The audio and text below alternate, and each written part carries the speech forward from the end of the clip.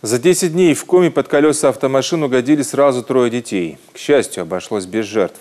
Вечером 21 августа в Инте иномарка сбила 14-летнюю девочку-подростка. Момент наезда на перекрестке улиц Дзержинского и Куратова зафиксировал видеорегистратор участницы аварии. На записи видно, дорогу школьница перебегала на красный свет. С сотрясением головного мозга ее госпитализировали. Еще одна авария с участием несовершеннолетней произошла в Сыктывкаре 30 августа. Ой, ребенка сбил. Господи, боже.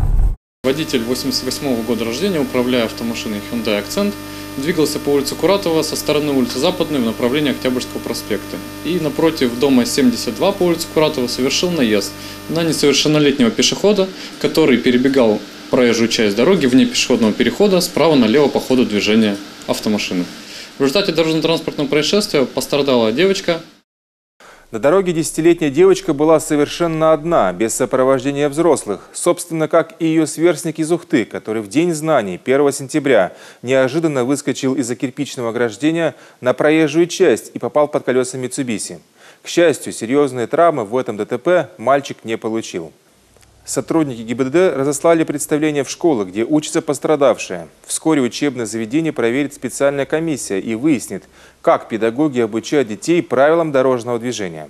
Родителям пострадавших придется выплатить административный штраф за неисполнение обязанностей по воспитанию детей.